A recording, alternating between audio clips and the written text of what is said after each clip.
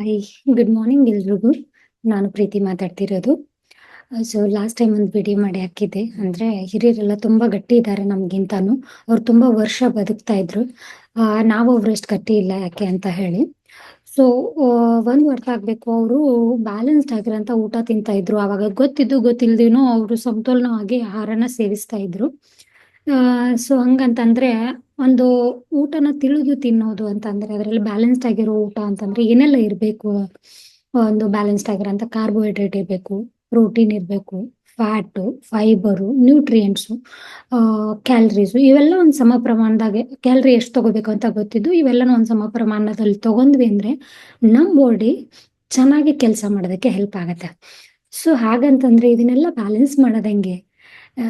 ನಂದು ಕೂಡ ತುಂಬಾ ಹೆಲ್ತ್ ಹಾಳಾಗಿತ್ತು. ಯಾಕಂತಂದ್ರೆ ಇದು ಯಾವುದನ್ನು ನಂಗೆ ಗೊತ್ತಿರಲಿಲ್ಲ. ನಂದು ಪರ್ಸನಲ್ ಕೋಚ್ ಇರೋದ್ರಿಂದ ಇದು ಹೆಂಗೆಲ್ಲ ಚೆನ್ನಾಗಿ ಮಾಡ್ಕೊಳ್ಳೋದು ಅಂತ ಹೇಳಿ ಒಂದು ಆಹಾರ ಪದ್ಧತಿ ಮತ್ತೆ ಜೀವನ ಶೈಲಿನ ಹೆಂಗೆ ಅಳವಡಿಸ್ಕೊಳ್ಳೋದು ಅಂತ ಕೂತು ಕಲ್ತಿದ್ದಕ್ಕೆ ನನ್ನ ಹೆಲ್ತ್ ತುಂಬಾ ಸುಧಾರಣೆ ಆಗಿದೆ. ನೀವು ಕೂಡ ಇದನ್ನ ಹೆಂಗೆ ಬ್ಯಾಲೆನ್ಸ್ ಮಾಡ್ಕೊಳ್ಳೋದು, ನಿಮಗೂ ಕೂಡ ಚೆನ್ನಾಗಿ ಮಾಡ್ಕೊಳ್ಬೇಕು ಹೆಲ್ತಲ್ಲಿ ಅಂದ್ರೆ ತಲೆಯಿಂದ ಪಾದವರೆಗೂ ನಮಗೆ ಬಾಡಿಯಲ್ಲಿ ಏನೇನೆಲ್ಲ ಚೆನ್ನಾಗಿ ಆಗ್ಬೇಕು ಅಂತ ಇತ್ತು ಅಂತ ಅಂದ್ರೆ ನನ್ನ ಡಿಸ್ಕ್ರಿಪ್ಷನ್ ಅಲ್ಲಿ ನನ್ನ ನಂಬರ್ ಇದೆ ಡೌನ್ ಅಲ್ಲಿ. ಅದಕ್ಕೆ ಕಾಂಟ್ಯಾಕ್ಟ್ ಮಾಡಿ.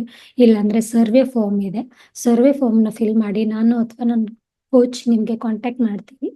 ನಿಮ್ಗೆ ಏನ್ ಚೆನ್ನಾಗಾಗ್ಬೇಕು ಅಂತ ಮೆನ್ಷನ್ ಮಾಡಿದ್ರೆ ಸಾಕು, ನಿಮ್ಗೂ ಕೂಡ ಚೆನ್ನಾಗ್ ಆಗೋದಕ್ಕೆ ಏನ್ ಮಾಡ್ಬೇಕು ಅಂತ ಹೇಳಿಕೊಡ್ತೀವಿ. ಥ್ಯಾಂಕ್ ಯು ಎಲ್ರಿಗೂ.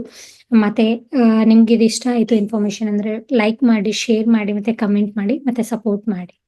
Thank you.